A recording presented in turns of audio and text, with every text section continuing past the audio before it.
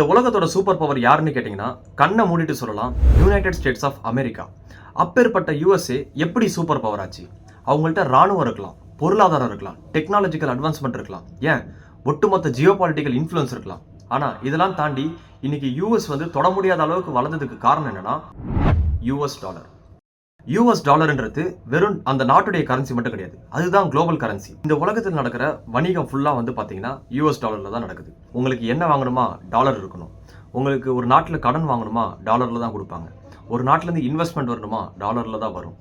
ஏன் நம்ம ஏதாவது ஒரு பொருள் வெளிநாட்டிலேருந்து வாங்கினா கூட ஃபாரின் ரிசர்வ்ல டாலர் தான் வச்சிருப்பாங்க. ஃபர்ஸ்ட் இந்த டாலர்னா என்ன, டாலர் எப்படி குளோபல் கரன்சி ஆச்சு, இந்த டாலரை வச்சு யூஎஸ்க்கு எப்படி அன்ஃபேரான அட்வான்டேஜஸ்லாம் கிடைக்குது, யூஎஸ் இந்த டாலரை வச்சு எப்படி ஒட்டுமொத்த உலகத்தோட பொருளாதாரத்தையும் கண்ட்ரோல் பண்ணிக்கிட்டு இருக்காங்க. அதை தாண்டி நம்மளுடைய உழைப்பு, ஒவ்வொரு இந்திய குடிமகனோட உழைப்பு இந்த டாலர்னால எப்படி சுரண்டப்பட்டு இருக்கு அப்படிங்கிறத அந்த வீடியோல பார்க்க போறோம்.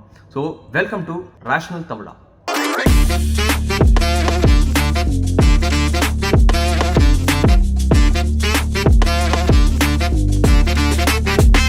டாலரோட வரலாறு வேர்ல்டு வார்லேருந்து ஸ்டார்ட் ஆகுது. வேர்ல்டு வார் முன்னாடி வரைக்குமே பிரிட்டிஷ் சாம்ராஜ்யம் தான் இந்த உலகத்தோட சூப்பர் பவர். ஏன்னு கேட்டிங்கன்னா இந்த உலகத்தில் அதிகமாக மேனுஃபேக்சர் பண்ணி எக்ஸ்போர்ட் பண்ணுற கண்ட்ரி எதுனா யூகே.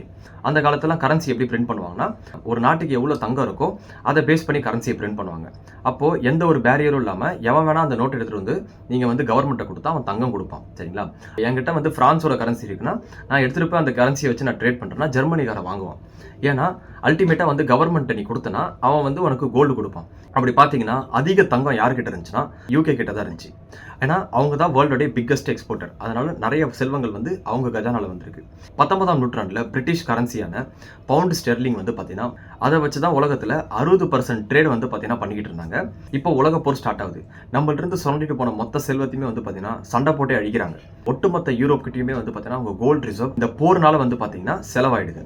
பிரிட்டிஷ் பிக்கஸ்ட் எக்ஸ்போர்ட்டராக இருந்தவங்க இம்போர்ட் பண்ணுற நிலைமைக்கு வந்துட்டாங்க. கடன் வேறு அதிகமாகிடுச்சு. இப்போ கோல்டை பேக் பண்ணி தான் கரன்சி இருந்துச்சு. அப்படி இருக்கிற பட்சத்தில் இப்போ பவுண்ட்ஸாக இருக்கட்டும், அங்கே இருக்கிற மற்ற கரன்சிஸாக இருக்கட்டும், எல்லாத்துடைய வேல்யூவும் 0 ஆகிடுச்சு. ஆல்ரெடி இழப்பு, டேமேஜஸ். இப்படி வேர்ல்டு வார் 2 முடிகிற வரைக்கும் ஒட்டு மொத்தமாக யூரோப் கொலாப்ஸ் ஆகிடுச்சு. ஆனால் இதில் ஒரே ஒரு நாடு மட்டும் நல்லா லாபம் பார்த்துருக்கான். அவன் தான் யூஎஸ் இந்த உலக போர் 1, 2 ரெண்டுத்துலேயுமே பார்த்தீங்கன்னா ஸ்டார்டிங்கில் ஒரு வார் மர்ச்செண்ட்டாக தான் செயல்படுவாங்க. அதாவது ஆயுதத்தை சப்ளை பண்ணுறதா இருக்கட்டும், அத்தியாவசிய பொருளை எக்ஸ்போர்ட் பண்ணுறதா இருக்கட்டும், அதுக்கப்புறம் தான் உலக போரில் கலந்துக்குவாங்க. வேர்ல்டு வார் முடிகிற வரைக்கும் யூஎஸ் கிட்ட 22,000 டன் கோல்டு ரிசர்வ் அவங்கள்ட்ட இருந்துச்சு. அதாவது உலகத்தில் 70% 75% பார்த்தீங்கன்னா கோல்டு ரிசர்வ் யூஎஸ் கிட்ட இருந்துச்சு. இப்போ உலக போர் முடிஞ்சிருச்சு. யூஎஸ் கஜானால பார்த்தீங்கன்னா எக்கச்சக்கமான தங்கம் சேர்ந்துருச்சு. யூஎஸ் தான் பார்த்தீங்கன்னா அந்த டைமில் பணக்கார நாடாக இருந்திருக்காங்க. அதெல்லாம் தாண்டி இதெல்லாம் தக்க வைக்கணும். இங்கே பாரு, பணம் சம்பாதிக்கிறது முக்கியம் இல்லை, தக்க வைக்கணும். அதுக்கு என்ன வழி அப்படின்னு பார்க்குறாங்க. 1944 யூஎஸ்ல பிரிட்டன் வுட் அப்படிங்கிற ஒரு இடத்துல 700 பேர் 44 கண்ட்ரி ரெப்ரசென்ட் பண்ணி இந்த உலகத்துக்கு ஒரு புது ஃபைனான்சியல் சிஸ்டம் எப்படி ஃபார்ம் பண்ணலாம் அப்படிங்கிறது பார்த்தீங்கன்னா ஆலோசிக்கிறதுக்கு அசம்பிள் ஆகுறாங்க. இதுதான் பிரிட்டன் வுட்ஸ் அக்ரிமெண்ட்னு சொல்லுவோம். ஏன்னா இப்போ கோல்டை பேக் பண்ணி தான் கரன்சி ரன் ஆகிட்டு இருந்துச்சு. இப்போ தங்கமே இல்லாத பட்சத்தில் அவங்க கரன்சிக்கு வேல்யூ இல்லை. யூரோப் ரீபில் பண்ணுற கட்டாயத்தில் இருந்தாங்க. அப்போ யூஎஸ் ஒரு ப்ரொபோசல் வைக்கிறாங்க. நீங்கள் உங்கள் கரன்சிக்கு பதிலாக டாலரை யூஸ் பண்ணுங்க. $35 28 கிராம் தங்கம் தரேன். நீங்கள் உங்கள் கரன்சி எடுத்துகிட்டு டாலரில் லிங்க் பண்ணிக்கோங்க. டாலர் கோல்டில் லிங்க் ஆகிருக்கும். அதனால் நீங்கள் பார்த்தீங்கன்னா டாலர்லேயே ட்ரேட் பண்ணலாம் அப்படின்னு பிளட்ஜ் எடுத்துக்கிறாங்க. இப்போது நான் ஏன் உங்கள் கரன்சி யூஸ் பண்ணணும்? கோல்டு பார்த்தீங்கன்னா ப்ரொடியூஸும் பண்ணலாம். ஆனால் அந்த டைமில் மேஜர் ப்ரொடியூசர் யாருன்னா ரஷ்யாவும் சவுத் ஆஃப்ரிக்காவும். ரஷ்யா ஒரு கம்யூனிஸ்ட் கண்ட்ரி. அதை தாண்டி சவுத் ஆஃப்ரிக்கா பார்த்தீங்கன்னா யூரோப்புக்கு கீழே உள்ள கண்ட்ரி. அவங்கள ஏன் வளர விடணும்? இன்னொன்று, எப்படி பார்த்தாலும் இந்த அமெரிக்கன்ஸ் பார்த்தீங்கன்னா யூரோப்பியன்ஸ் தான். அங்கே இருக்கிற நேட்டிவ் அமெரிக்கன்ஸை கீழ் பண்ணி நம்ம யூரோப்பியன்ஸ் தான் அங்கே செட்டில் ஆயிருக்காங்க. அப்படி இருக்கிற பட்சத்தில் இவன் சொல்கிற டீல் நல்லா தான் இருக்குது. இதை தாண்டி யூரோப்புக்கு வேறு எந்த நல்ல ஆப்ஷனும் இல்லை. இது கூட பார்த்தீங்கன்னா வேர்ல்டு பேங்க், ஐஎம்எஃப் அப்படிங்கிற ஒரு பெரிய 2 ஆர்கனைசேஷனை உருவாக்குறாங்க. இது மூலமாக அவங்க டாலருக்கு கடன் கொடுப்போம், நீங்கள் டாலரில் தான் ரிட்டர்ன் பண்ணணும் அப்படின்னு பார்த்தீங்கன்னா அக்ரிமெண்ட் போடுறாங்க.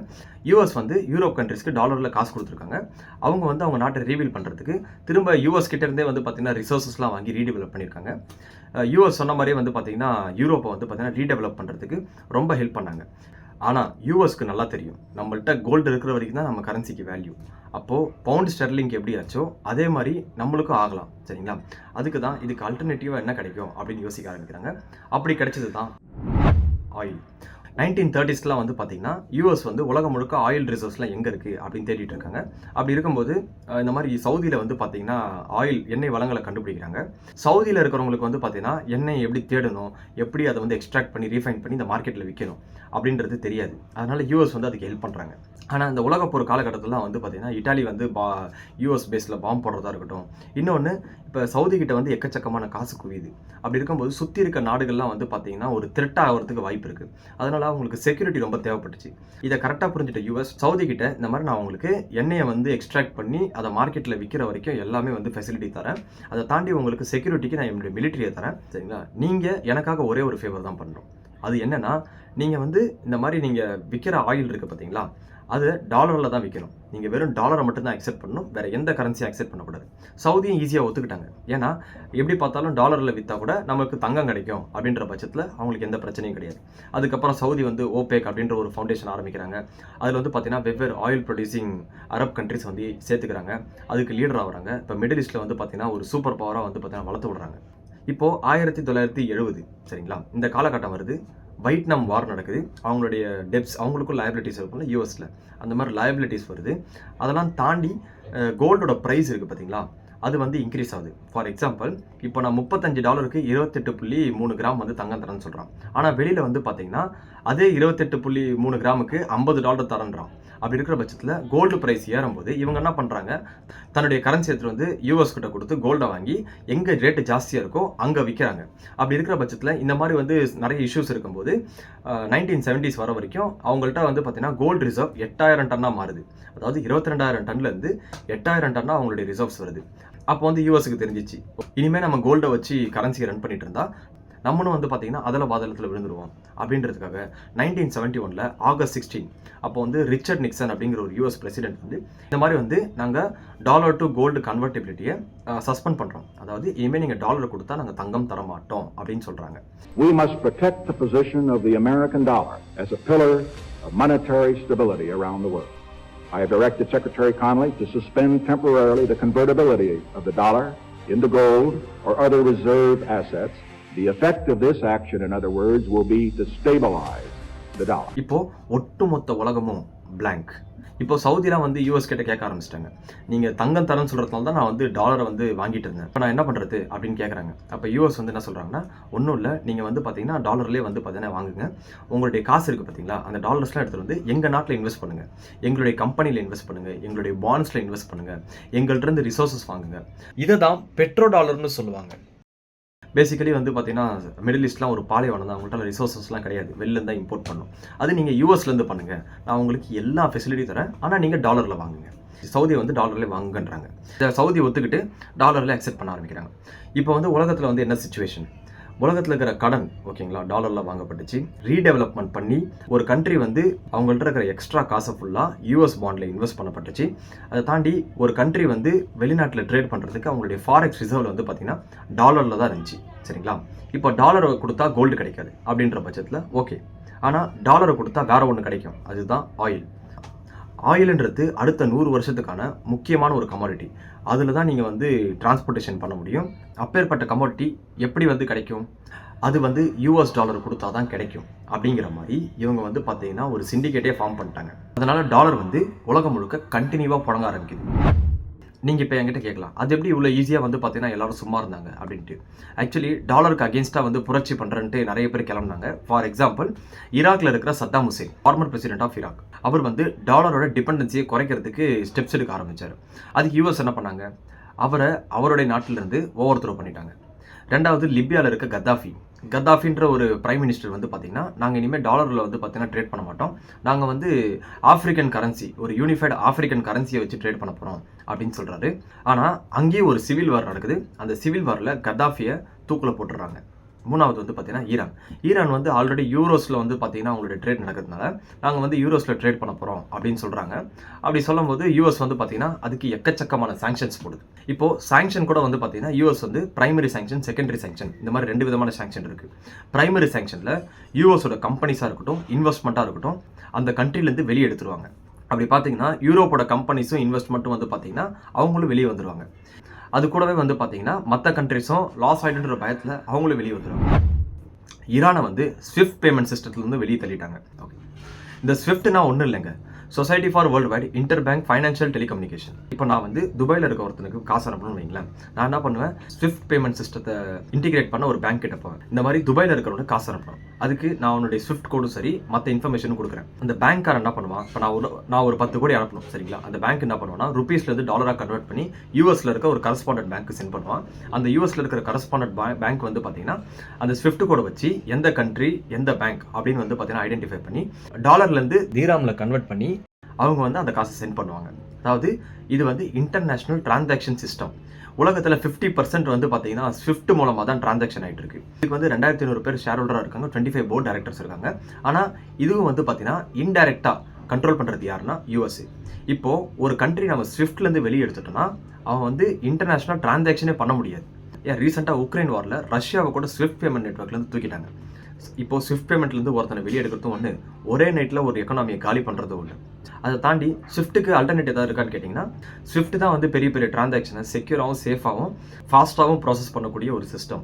இதை தாண்டி நீங்கள் வெளியே பண்ணினாலும் அவனுடைய கரன்சி வேல்யூன்றது டாலரை பேஸ் பண்ணி தான் இருக்கும். எப்படி பார்த்தாலும் அது வந்து யூஎஸோட கண்ட்ரோலில் தான் இருக்குது. இப்போ அது டாலரில் லிங்க்டாக இல்லைன்னா நம்ம அந்த நாடை வந்து அந்த நாட்டுடைய கரன்சியை வந்து ட்ரஸ்ட்டே பண்ண மாட்டோம். அதனால வந்து பார்த்தீங்கன்னா டிரான்சாக்ஷனே நடக்காது. இப்போது செகண்டரி சாங்ஷன்னா என்ன அப்படின்னு பார்த்தீங்கன்னா, நான் ஏற்கனவே சொன்ன மாதிரி பிரைமரி சாங்ஷன்னா யூஎஸோட கம்பெனி இன்வெஸ்ட்மெண்ட் தான் வெளியே வரும். இந்த செகண்டரி சாங்ஷனில் யூஎஸ் வந்து யாருக்கு சாங்ஷன் அடிக்கிறாங்களோ அவன் கூட எவன் ட்ரேட் பண்ணாலும் அவனுக்கும் சாங்ஷன் விடும். அதுதான் ஈரானுக்கும் நடந்துச்சு. ஈரான் வந்து அவனோட ஆயிலை நான் கம்மி ரேட்டில் தரேன்னு சொல்கிறான், ஆனால் இந்தியாவால் வாங்க முடியாது. ஏன் வாங்க முடியாது? ஏன்னா யூஎஸ் வந்து அவன் மேலே செகண்டரி சாங்ஷன் போட்டிருக்கான். அவன் கூட ட்ரேட் பண்ணுனா நம்ம நாட்டுடைய பொருளாதாரம் ஒரே நைட்டில் வந்து பார்த்தீங்கன்னா கொலாப்ஸ் ஆகிடும். அந்த அளவுக்கு அவன் எக்ஸாம்பிள் செட் பண்ணி வச்சிருக்கான். இதே தான் ரஷ்யாவுக்கும் பண்ணான். ஸ்விஃப்ட்லேருந்து ரஷ்யாவை தூக்குறது, செகண்டரி சாங்ஷன் பண்ணுறது.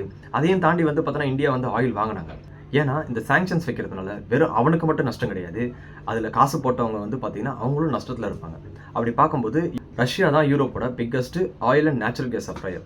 அப்படி இருக்கும்போது அவங்களோட பொருளாதாரம் அடி வாங்குது இல்லை.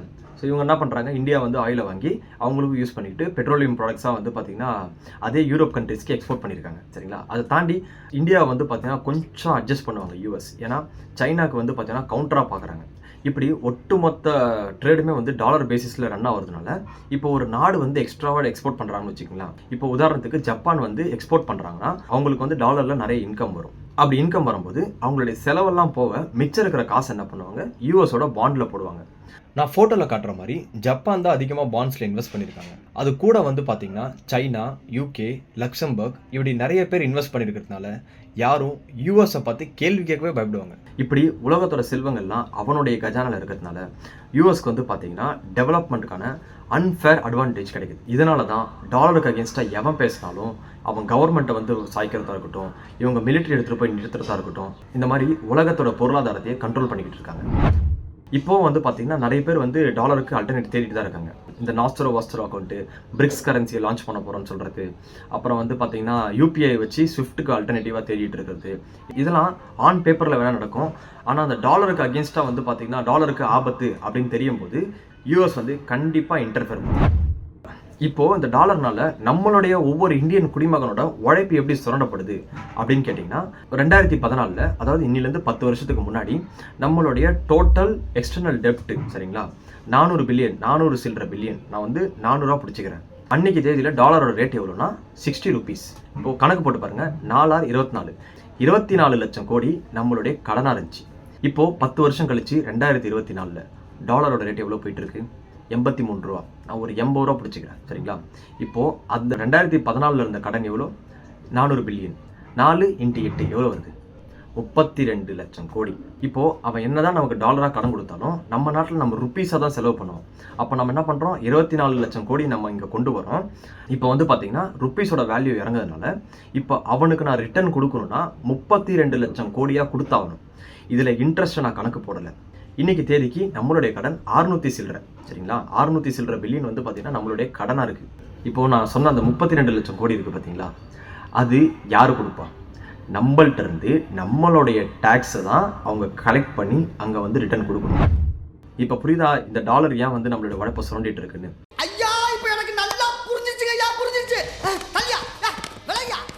இதை வச்சு தான் அடுத்த வீடியோ வந்து பார்த்தீங்கன்னா இன்னும் டீட்டெயிலாக எக்ஸ்பிளைன் பண்ண போகிறேன். ஸோ மறக்காமல் சப்ஸ்கிரைப் பண்ணுங்கள். அது வரைக்கும் உங்களிடமிருந்து விடைபெறுவது உங்கள் ரேஷனல் தமிழா.